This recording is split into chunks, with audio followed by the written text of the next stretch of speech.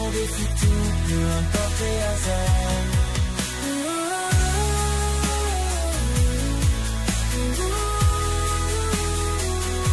Peu importe les hasards.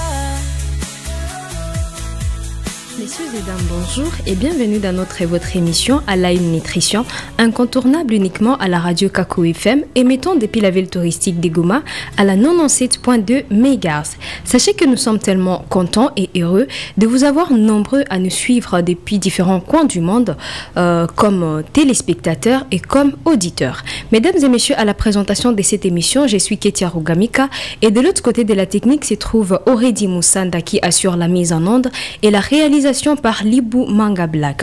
Mesdames et messieurs, comme annoncé justement au début, nous sommes dans votre émission à la Une Nutrition dont nous avons différents buts et objectifs. Et bien sûr, comme tout d'abord, celui de conscientiser la femme dans l'importance de la bonne nutrition, non pas seulement la femme, également le monde entier dans l'importance de la bonne nutrition. Nous voulons faire parvenir la femme dans la prise des décisions, bien sûr, dans la bonne nutrition familiale, la santé nutritionnelle, également contribuer à la sécurité alimentaire, bien sûr, et à la nutrition équilibrée dans un monde plus harmonieux et bien sûr pour tous. Et celui de soutenir et responsabiliser la femme par la loi et d'accroître leurs soins de santé de qualité nutritionnelle, également de réduire le nombre d'enfants de moins de 5 ans qui présentent un retard de croissance.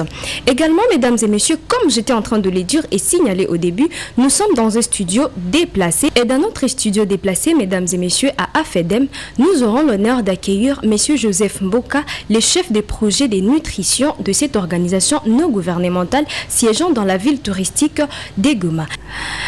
Et sans pour autant tarder, mesdames et messieurs, nous allons accueillir dans ces studios déplacés M. Joseph Mboka, le chef des projets nutrition de l'organisation AFEDEM, qui siège bien sûr dans la ville touristique de Goma. Monsieur Joseph, bonjour. Bonjour madame. Alors c'est un honneur en tout cas d'être accueilli ici à votre organisation. Oui, nous sommes aussi très contents de vous voir ici chez nous. Alors, comme nous sommes à AFEDEM, nous allons vous prier de nous parler un peu d'AFEDEM. Comme AFEDEM, c'est en sigle. Veuillez nous dire qu'est-ce que ça veut dire en toutes lettres et bien sûr vos projets, buts et objectifs. Ok, AFEDEM, c'est une organisation nationale qui signifie appui aux femmes démunies et enfants marginalisés. Nous intervenons dans la République démocratique du Congo, ce n'est pas seulement à Goma. Notre bureau de la coordination se trouve à Bukavu et notre coordonnateur s'appelle Christian Zindula. Nous avons plusieurs projets que nous avons mis en œuvre, entre autres le projet de sécurité alimentaire au niveau des Calais, le projet de nutrition au niveau des 11 zones de santé dans le Nord Kivu, le projet de résilience des conflits communautaires au niveau des Kalemi, le projet de résilience au niveau de la plaine de Ruzizi, et nous avons aussi d'autres projets de monitoring des cas de viol, des cas des habits. Ces projets-là sont mis en place au niveau des Fizi. Ah, ok, alors quelle est l'origine de votre organisation et pourquoi ces combats spécifiques? Bon, l'origine de notre organisation, nous voulons vraiment promouvoir la femme, les droits de la femme et les droits des enfants à travers le monde, à travers notre pays, parce que c'est une couche qui est toujours vulnérable. Et alors, nos actions, vraiment, c'est centré vers cette couche vulnérable de la communauté ou de la société. Ok, merci beaucoup. Et pendant ce temps, quels sont différents défis que vous rencontrez pendant vos actions? Ok, comme ici au Nord Kivu, on avait un projet de nutrition qui avait commencé au mois de janvier 2024. C'était un projet sous financement du PAM, Programme alimentaire mondial. Et le projet avait plusieurs volets.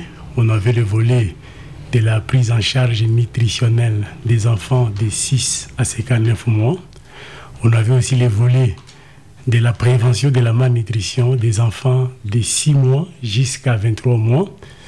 On avait aussi la prise en charge des femmes enceintes et allaitantes. Il y avait aussi le volet des soutiens nutritionnels aux personnes vivant avec le VIH et les tuberculés.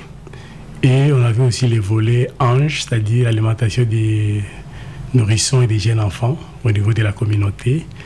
Nous avons aussi des projets dans des camps. On faisait la distribution des caches ou la distribution générale des vivres déplacés couplée avec les activités de nutrition. Voilà un peu notre paquet. Et ces projets avaient atteint autour de 73 000 personnes, c'est-à-dire 23 000 enfants, 11 000 enfants pour la protection ou pour la prévention, 12 000 PVV. Et dans les activités ANGE, on avait au moins 200 groupes de soutien ANGE à travers les zones de santé. Au niveau des Goma, nous couvrons, le projet couvrait la zone de santé de Goma, la zone de santé de Karisimbi, la zone de santé de Nyiragongo. Et au niveau de Massissi, ça couvrait Massissi comme zone de santé. Et Mweso, Rutshuru, Rwanguba, Kaina, Mbiza, Kibirizi et Pinga. Ah ok, voilà ce que nous faisions. Vous couvrez en tout cas une grande étendue dans l'Est. Hein? Oui, en tout cas, on avait vraiment, je peux dire, un méga projet parce qu'on couvrait plus de 144 aires de santé. Et c'est le projet des PAM, le plus grand projet au niveau de la nutrition dans la province du Nord Kivu. Ah ok, et parlons des violences faites à la femme. Quels sont les types les plus répandus contre la femme en RDC? Souvent, nous faisons des monitoring des violences domestiques. Il y a aussi des violences, on a remarqué quand les femmes faisaient des longs trajets pour aller recevoir leur assistance nutritionnelle. On avait rejeté des cas de violence. Avec ça, on s'est dit de rapprocher les traitements vers les femmes dans les camps. C'est pourquoi on a créé des sites avancés au niveau des camps. Ouais. Il y avait aussi des soucis quand les femmes allaient puiser de l'eau à une distance un peu éloignée. On signalait les cas de viol. Et on s'est dit, avec les gestionnaires des camps, de voir comment est-ce qu'on peut mettre des bornes fontaines à côté des blocs des femmes pour empêcher ces histoires des cas de viol. Eh bien, comme on l'a dit toujours, Dieu créa les voisins. Et comment est-ce que la population peut-elle contribuer dans cette mission d'AFEDEM? Ok, normalement, nous, on travaille toujours avec la communauté parce que si tu fais quelque chose sans la communauté, donc tu les fais mal. Alors, nous avons un volet qu'on appelle le volet communautaire. C'est-à-dire, nous amenons les leaders communautaires et la communauté dans ce que nous faisons. Avant de lancer le projet, on explique aux leaders communautaires quels sont les objectifs du projet, quels sont et le projet va durer combien de temps et la ration nutritionnelle que le bénéficiaire va recevoir, c'est quelle quantité. Alors on explique ça à la communauté et la communauté nous aide parce que nous travaillons avec les relais communautaires. Ils sont là pour nous aider à aller dans la communauté pour sensibiliser la communauté. S'il y a un enfant malnutri, qu'on ne le cache pas, parce que la malnutrition est devenue comme tant d'autres maladies. Bien sûr. Et alors, il faut qu'on l'amène à l'hôpital, comme les soins, c'est vraiment gratuit. Alors, les relais nous aident à faire ça.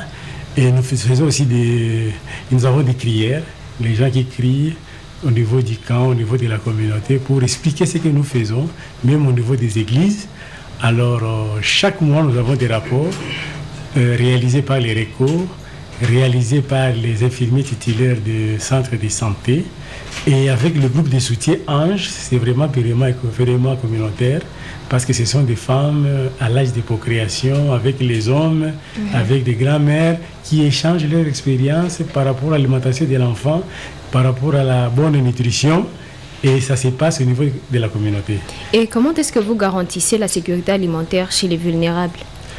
Bon, pour garantir la sécurité alimentaire chez les vulnérables, c'est vraiment difficile parce que quelqu'un était chez lui, il travaillait par exemple, mais il vient dans des camps, il a laissé son travail dans le village. Maintenant, nous, ce que nous faisons, nous sensibilisons ces gens pour d'abord prévenir la malnutrition. Et s'il y a les cas détectés comme un cas malnutri, nous orientons vers les centres de santé pour une prise en charge adéquate. Maintenant, par rapport à la sécurité alimentaire, on propose aux déplacés de créer des jardins potagers à côté de leur maison. Et nous donnons des ageurs aux plus vulnérables l'AGR qui lui-même a identifié. Et je pense qu'avec ça, s'il n'y avait pas les retours, on pouvait évaluer pour savoir, ils étaient dans le stade A. Maintenant, quand on leur a donné les AGR, ils sont maintenant à quel stade? Ah, ok. Parlons des crises. Bien sûr, dans chaque chose, il y a des crises. Quelles sont les crises auxquelles vous faites face pendant votre Les crises vraiment sont multiples. Parce que normalement, quand nous on avait rédigé les projets et quand les PAM avaient financé les projets, c'était avant les affrontements, avant les guerres. Oui. Maintenant, d'un coup, après 2 mois d'exécution, il y a eu la guerre au niveau de Massissi, au niveau de Moeso, au niveau de Kichanga. Et nous avons accueilli le déplacé au niveau de nos 3 zones de santé, Goma, Karisimbi et Nyiragongo. Automatiquement, nos cibles ont changé. C'est-à-dire, si le projet ciblait 20 000, dans peu de temps, on s'est retrouvé avec 40 000 ou 60 000. C'était vraiment le défi. Et comme les projets couvraient plusieurs zones, il y avait des zones où on n'avait pas l'accès pour aller assister suite aux affrontements, aux guerres. Alors c'était vraiment des défis. Et puis il y avait beaucoup à faire parce que la demande était beaucoup, mais on avait peu de moyens. On a servi les gens qu'on devait servir avec les moyens qu'on avait, les moyens de bord. Ah, d'accord. Alors, si on essaie un peu de nous tourner vers notre deuxième cible, qui est l'enfant des 659 mois, comment AFEDEM agit-elle pour améliorer leur accès pour ces enfants, leur accès aux soins, en fait? Ok. Nous, c'est-à-dire, nous faisons le dépistage des 2 voies ou 2 volets. Il y a le dépistage passif et actif. Donc, un enfant qui vient avec sa maman au centre de santé, les relais sont déjà formés et l'équipe du centre sont déjà formés sur comment prendre les mesures anthropométriques. Pas seulement dire cet enfant est malnutri, l'autre n'est pas malnutri. Il y a des mesures qu'on prend et à partir de ces mesures, on peut juger que l'enfant est mal nourri. Oui. Alors, au niveau du centre de santé, il y a les gens qui font ce travail. Si un enfant arrive avec sa maman, on prend les mesures anthropométriques. On prend aussi notre protocole national de prise en charge nutritionnelle du gouvernement. Si l'enfant répond aux critères, directement, l'enfant est admis. Okay. Alors, quand il est admis, on lui donne le sein gratuitement. Donc, on ne paye pas. Ah, okay. Alors, et puis, l'avantage de notre soin actuel, c'est ambulatoire. Donc, l'enfant, s'il est mal nourri, s'il répond aux critères, on lui donne les intrants que nous appelons plan PISAP. Okay. C'est sous forme des arachides. C'est un peu éparpillé dans la ville. Dans la ville, souvent on le voit dans la ville. Or, ce n'est pas aussi conseillé pour un enfant qui est en bonne santé. On donne 15 sachets, donc la ratio de 15 jours. Okay. Et après 15 jours, la maman doit revenir pour prendre encore une ratio de 15 jours pendant 3 mois. Et on pèse l'enfant. Si l'enfant atteint les critères de sortie au programme, il est déclaré guéri. Et il est sorti au programme, il rentre dans la communauté. Alors, vous venez de dire que... Deuxième voie, je m'excuse. Nous avons les relais qui entrent porte à porte pour peser les enfants et identifier les enfants malnutris. Il leur donne un jeton de transfert et maintenant, c'est la maman qui viendra avec cet enfant au niveau du centre et les centres vont encore repéser l'enfant. S'il répond aux critères, on les prend, on ne regarde pas la couleur du pot, il vient d'où. Directement, il est admis dans nos centres et on les assiste pendant 3 mois ou 2 mois. S'il répond aux critères de sortie, il est déchargé. Et tout ce temps, ils reçoivent des éducations nutritionnelles et des conseils nutritionnels. Ah, ok. Alors, ce que je voulais dire, c'est que vous venez de dire que les pamplis, comme vous venez... Oui, plan PISAP. Bon, nous, dans la ville, on appelle ça pampli, quoi. Alors, vous venez de dire que ce n'est pas conseillé pour quelqu'un en bonne santé. Oui. Ça a des inconvénients pour ceux qui prennent ça en bonne santé? Oui, ça a des inconvénients parce que l'enfant mal nourri, il a des carences. Il a des carences en micronutriments et en macronutriments. Maintenant, dans les plampinates, comme médicaments nutritionnels, ou bien alimentation médicaments, on a mis beaucoup de protéines là-dedans et beaucoup de micronutriments pour corriger les carences de l'enfant. Alors, si on donne ça à un enfant malnutri, c'est bien parce que lui, il va récupérer ce qu'il a perdu. Oui. Maintenant, si on donne à un enfant en bonne santé, ça sera l'excès. Et à la longue, il peut développer des maladies comme diabète, des maladies chroniques, parce qu'on l'a surchargé. Parce qu'il y a des kilocalories qui sont recommandées pour un enfant, pour un adulte. Alors si vous allez au-delà de ça, comme on dit, tout excès nuit. Alors ça peut nuire, pas aujourd'hui, mais à la longue, ça peut créer des problèmes et des soucis. Ah, ok. Ouais. Alors, comment aussi protégez-vous les enfants contre la violence ou l'abandon ou encore l'exploitation? Bon, les enfants, souvent, c'est par des formations et des monitoring parce que nous avons une agence chargée de la protection de l'enfant.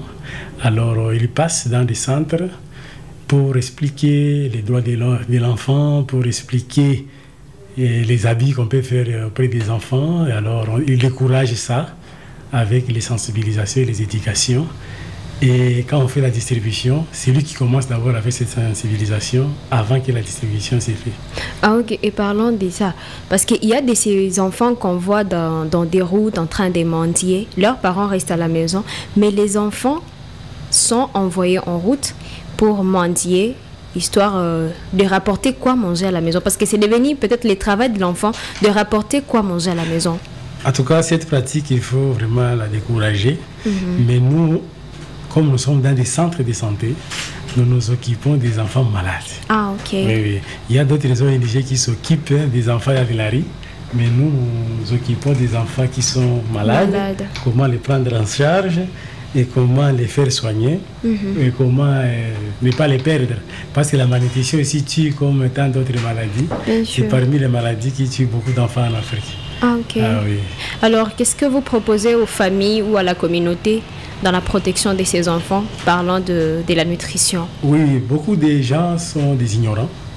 Alors, il faut toujours les informer à travers plusieurs canaux de communication, soit les églises, soit avec votre radio, les éduquer, les sensibiliser, peut-être ils peuvent changer, mais les changements, ça prend un peu du temps. Oui, bien sûr. Oui. Alors, vous avez des besoins urgents pour aider davantage ces enfants ou les femmes malnourries? Oui, les femmes malnutries et les femmes malnutries PVV, nous les donnons vraiment les AGR. Les AGR pour qu'ils soient aussi utiles dans la société, pour que leurs enfants ne puissent pas aller quémander. Alors, il y avait des femmes qui n'avaient rien, mais nous les avons donné des machines à coudre. Il y en a ceux qui ont commencé des petits commerces et ça a donné. C'est juste la guerre qui a tout bâclé. Ah, oui. Sinon, on pouvait avoir des chiffres pour dire avant, la maman était comme ça.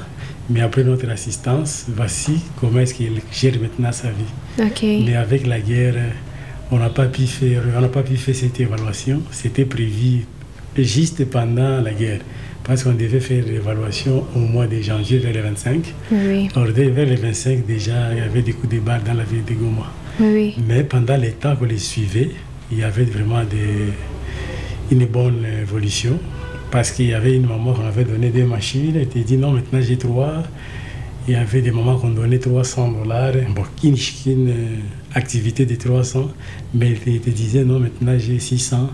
Alors je pense que c'était bien. Vraiment, oui, mais on n'a pas vraiment les rapports finaux pour savoir comment ça a évolué et comment on a amélioré les revenus. Alors, espérons juste que cette période de crise va s'en passer. Et puis, parlons de cette même période de crise. Quels sont les conseils que vous donnez aux familles pour assurer un bon développement des enfants de 0 à 59 mois ou 6 mois, des 6 à 59 mois, histoire de mieux survivre et bien prendre soin de la santé nutritionnelle? Nous encourageons toujours les mamans parce que la malnutrition, pour que ça se manifeste, il y a des facteurs aggravants ou les facteurs favorisants. Nous savons la pauvreté, la mauvaise gouvernance, quand il y a les guerres, les mouvements des déplacés, ça peut créer la malnutrition, les grossesses jumelées, ça peut créer la malnutrition, l'ignorance, ça crée la malnutrition, la pauvreté, le non-accès aux aliments, l'insécurité alimentaire. Donc c'est vraiment complexe. La lutte contre la malnutrition, vraiment, la lutte contre la malnutrition, je peux dire, c'est multisectoriel. Ce n'est pas seulement la prise en charge nutritionnelle, mais il faut beaucoup d'histoire. Si tu n'as pas même l'eau potable qui n'est pas de bonne qualité, ça peut aussi amener à la malnutrition, même le paludisme. Donc il faut toucher plusieurs secteurs pour que l'enfant ne puisse pas tomber dans la malnutrition. Mais il y a des choses où la maman peut faire pour épargner son enfant de la malnutrition. Et il y a des choses qui demandent le gouvernement. Bien sûr. Alors, des choses qui demandent l'action de la mère, par exemple, il faut planning familial. Ça, on enseigne aux mamans. Oui, oui. Si tu ne respectes pas des planning familial, l'enfant qui va venir peut tomber à la malnutrition. En tout cas, c'est un peu difficile que ça se respecte au pays. Oui. On essaye. Il y a des mamans qui ont compris. Et maintenant, il y a même des projets, des plannings familiales qui sont mis en place au niveau du Nord Kivu. Et je vois, il y a quand même des changements.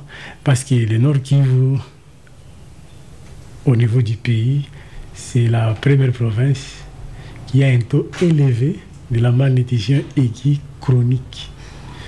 Autour de 41%. Oh, c'est grave. Donc, si tu vois 100 enfants, il y a 40 enfants qui ont des retards de croissance. Or, le retard de croissance a beaucoup de conséquences dans la vie de l'enfant. Même au niveau mental, c'est un enfant qui ne sera pas vraiment surdoué. Même s'il devient gouverneur, il ne peut pas bien gérer la province.